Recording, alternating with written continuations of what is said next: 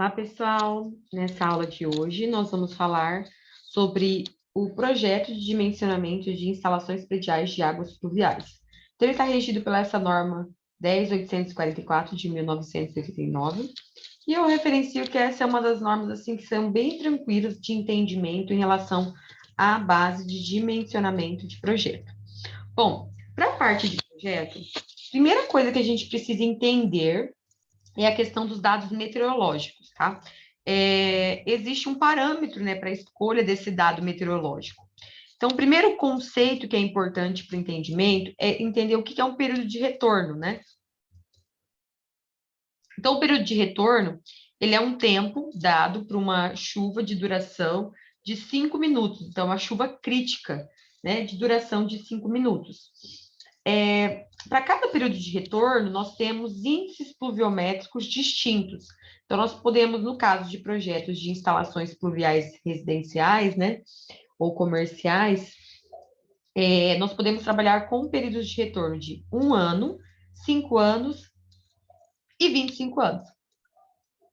Quando que eu escolho cada um desses períodos de retorno, né? No caso de 25 anos, nós adotamos esse período de retorno quando se trata de um dimensionamento de cobertura e áreas que não possam ter nenhum tipo de empoçamento ou extravasamento desse líquido, né, dessa água. No caso de 1 ano, seria para áreas pavimentadas ou onde pode ser tolerado o empoçamento, e 5 anos para coberturas e terraços. Tá? No caso aqui, essas coberturas e terraços são aquelas que permitem que haja um empoçamento, tá? No caso, o que é interessante a gente adotar? Quando nós estivermos dimensionando as coberturas, né, no caso de platibandas, né, as calhas de telhados que não são aparentes, é interessante a gente adotar o período de 25 anos, pois é uma região que não permite essa questão do empoçamento, certo? Já para o período de 1 ano, eu recomendo a gente adotar quando nós estivermos dimensionando a parte do térreo, né? Então, assim, áreas que são pavimentadas ou que tem um contrapiso, né? Às vezes, no fundo de um terreno, né, não é uma área pavimentada, mas ali empoça água, né? Então, a gente está prevendo uma situação que não é tão crítica, que o empoçamento, né, mesmo que ele acontecer, não vai prejudicar tanto a estrutura.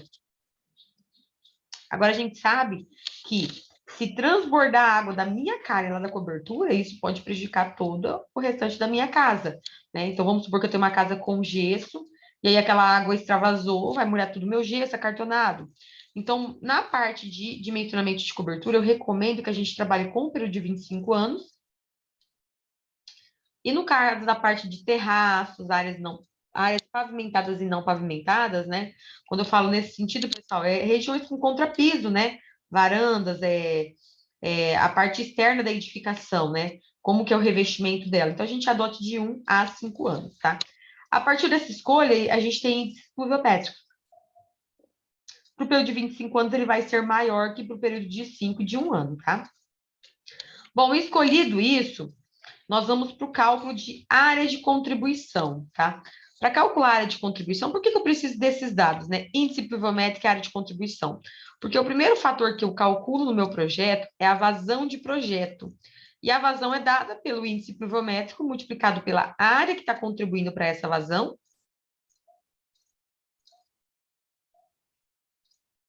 dividido por 60. Então, o índice pluviométrico vezes a área de contribuição dividido por 60, a gente obtém a vazão de projeto em litros por minuto, tá? Mas como que a gente calcula essa área de contribuição, né? Então, a norma, ela traz alguns parâmetros, né? Então, a primeira coisa a gente precisa entender que quando está chovendo, essa água, ela bate na nossa cobertura, ou ela bate na parede vertical, ou ela bate aqui no piso. Então, essa área inclinada, essa região inclinada, essa parede vertical ou horizontal, todas representam áreas de contribuição para a captação de água. Então, para cada uma delas, nós temos valores distintos, né? Óbvio que em planta, né, na horizontal, nós temos uma captação maior, na vertical, na região inclinada, a gente tem uma captação menor, e na inclinada, menor ainda. Então, a gente tem alguns parâmetros para esses indícios, tá?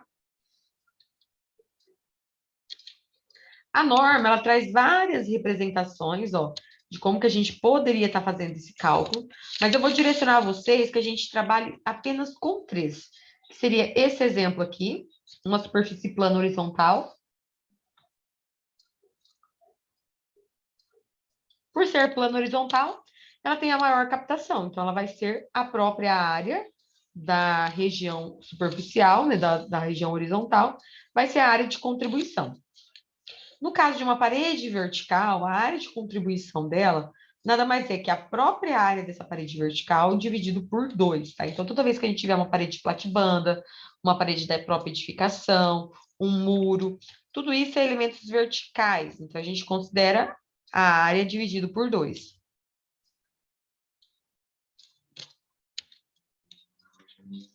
E quando nós tivermos um telhado inclinado, nós vamos usar essa formulação. O B vai ser o comprimento do telhado, o A vai ser a largura desse telhado, tá? A largura aqui em planta, tá? E o H vai ser a altura. Então, a área vai ser o A, que é essa largura do meu telhado, mais metade da altura, a gente fecha parênteses e multiplica pelo comprimento do telhado. E aí, a gente vai ter essa área de contribuição dessa região aqui.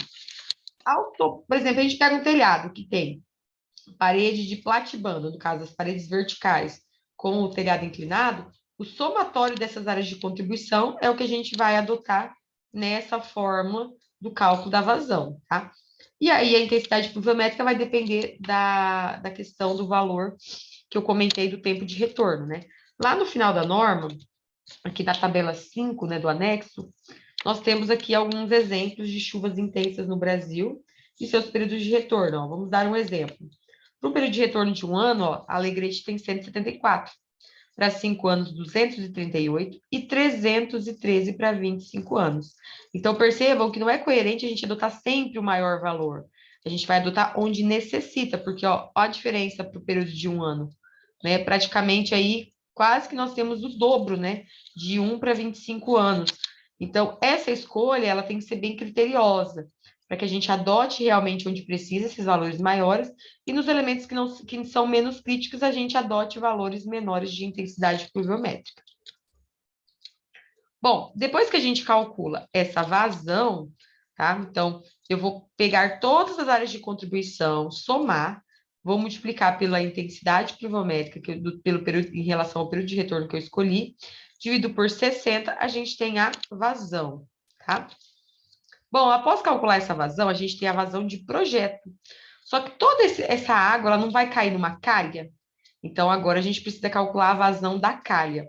Existem várias formas da gente calcular essa vazão da calha, tá, pessoal?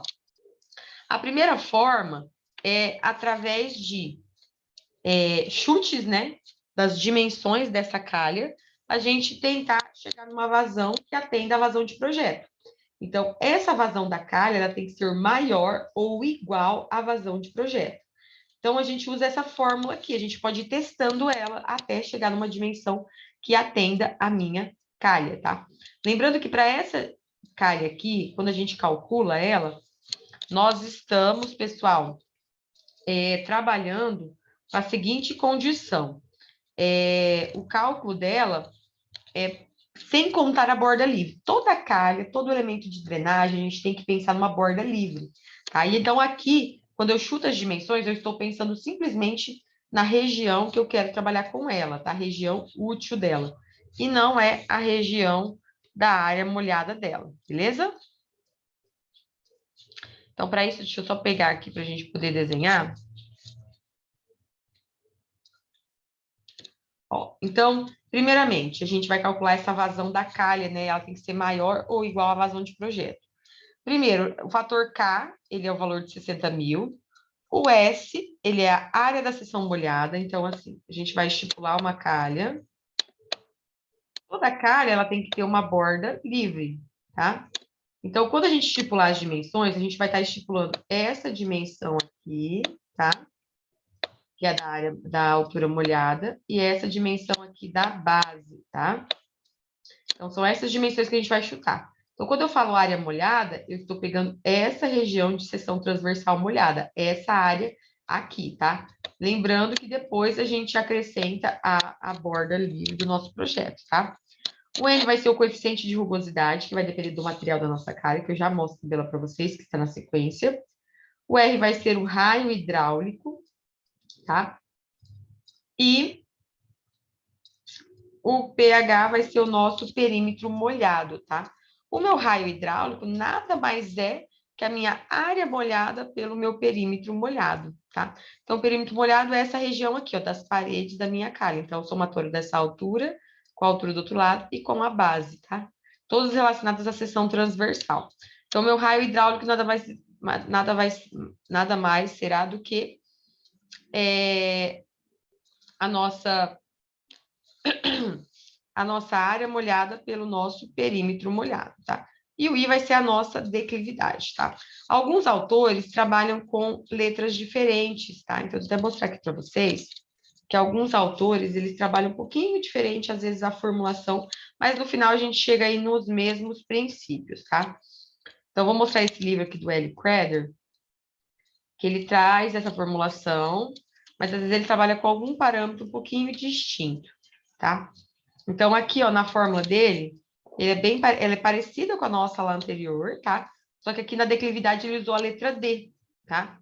Então, o S vai ser a área da seção molhada, né? O P, o perímetro molhado. O RH vai ser o meu raio hidráulico, que nada mais é que a área molhada sobre o perímetro molhado, tá? E aí ele muda só a letrinha da declividade, que ele usa um D, tá? Então, são algumas distinções aí de alguns autores, tá? Mas nada que impacte de forma tão significativa assim, beleza? Então, aqui a gente vai chutando dimensões para essa calha, de modo que essa vazão seja maior ou igual à vazão de projeto. A partir do momento que atendeu, aí a gente pode continuar o dimensionamento para as outras etapas, tá? Não atendeu, deu menor, aí a gente vai tentando aumentar as dimensões até ela passar, beleza? Bom, eu disse que nessa formulação nós temos o coeficiente de rugosidade. Aqui na sequência nós temos os coeficientes de rugosidade, que vai depender do material que vai ser adotado aí na utilização da nossa calha, tá? Então, 0,011 normalmente são para materiais metais não ferrosos, aço, fibrocimento, plástico. A gente tem 0,012 para ferro fundido, concreto alisado, alvenaria. E nós temos 0,013 e 0,015, conforme o tipo de material que vai ser a nossa calha. Quando nós trabalhamos com vazões de projeto baixa, né, nós podemos utilizar essa capacidade de calha semicircular para esse coeficiente de rugosidade, né, aqueles materiais não ferrosos, fibrocimento, né, PVC, que é o 0,011. Então, caso a gente tenha vazões baixas, eu percebo que o máximo de vazão aqui é 1.634. Então, quando eu trabalhar com vazões baixas, nós podemos adotar essas dimensões de calha aqui no nosso projeto, tá? Então, no meu projeto, vamos supor que deu 300 de vazão, né? 300 litros por minuto. Então, se eu adotar uma calha de 0,5%, lembrando que a calha, as inclinações dela variam de 0,5% a 2%. Então, se essa calha tiver 0,5% de inclinação, nós vamos trabalhar com ela e tiver 300 litros por minuto de vazão, eu não posso trabalhar com essa condição, porque ela está inferior, então eu tenho que adotar o próximo valor. Então, ela vai ter 150 milímetros de diâmetro interno, tá? Então, isso, pessoal, é somente para situações que a gente tenha vazões baixas. Aí a gente pode adotar essas condições aqui de capacidade de calha. Bom, dimensionei minha calha, vi que ela tem determinado diâmetro, a gente vai para os condutores verticais, tá? O condutor vertical, ele é dado com base nesse ábaco, tá? Então, nesse ábaco aqui, nós vamos entrar com dois valores, tá? O primeiro valor tem esse ábaco primeiro, que ele é usado uma calha com aresta viva, que a base dela aqui embaixo é reta, e eu tenho essa outra aresta que ela em formato de funil, tá? Então, ela tem esse funilzinho aqui na ponta, tá? Mas a maneira de entrada de dados, ela é basicamente a mesma. Aqui na parte inferior, nós temos a questão do valor da vazão, e essas linhas aqui mais verticais e inclinadas, né, é a nossa altura, e o L é o comprimento do nosso tubo vertical, tá? Então, como que nós entramos com esses dados? Ó, o Q vai ser a vazão de projeto, o H vai ser a altura da lâmina d'água na calha, então é quanto que aquela calha permite de altura de água, e o comprimento do meu condutor vertical em metros, tá? Ou seja, a gente vem aqui Vamos supor que a minha vazão deu 1.600 e o meu tubo vertical tem 6 metros de altura. Tá? Então, aqui a gente 1.600, eu vou subir até encontrar a linha dos 6 metros. A linha dos 6 metros é essa daqui. Encontrei ela, eu vou rebater do outro lado. Ó. Ela vai dar um pouquinho inferior a 90, mas o diâmetro comercial mais próximo, no caso seria, né, para mais, é 100 milímetros.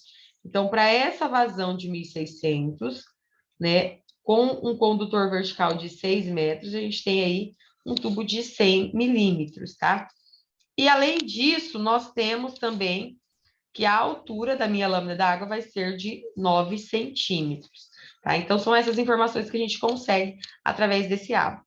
A norma, ela não referia, assim, a quantos pontos de descidas verticais ela necessita ter, mas é importante o projetista sempre colocar um ponto por telhado no mínimo, ou em telhados maiores, mais compridos, um ponto a cada 10 ou 15 metros, tá? Para que a nossa calha não tenha pontos de descida muito distantes. Então, a gente estabelece esse padrão de organização. Bom, terminei de fazer o meu vertical, agora eu vou dimensionar o meu horizontal.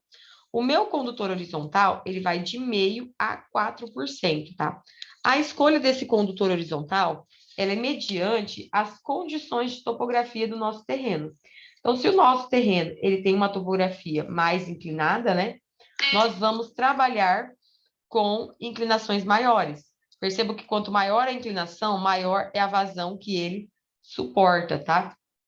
Agora, quando nós temos terrenos muito planos, que é o que acontece aqui na nossa região de Sinop, a cidade é muito plana. Então, praticamente, nós trabalhamos com inclinações de 0,5% para o dimensionamento das tubulações pluviais, tá? As pluviais dos condutores horizontais, ou seja, ali no térreo, beleza? Então, quando houver a possibilidade, a gente adota inclinações maiores, ó, percebam aqui. Com um tubo de 100, para inclinação de 0,5%, ele suporta 204 litros por minuto. Mas se for de 4%, vai para 575. Então, quanto maior a inclinação, mais vazão aquele mesmo tubo consegue suportar, tá? Atender. Então, aqui a gente vai entrar sempre com a vazão de projeto, lembrando que aqui, como a gente está fazendo a parte da capacidade dos condutores horizontais, eu não tenho que lembrar somente que esse meu condutor horizontal está captando a água da cobertura. Ele vai captar também a água do piso, água referente às paredes, o muro.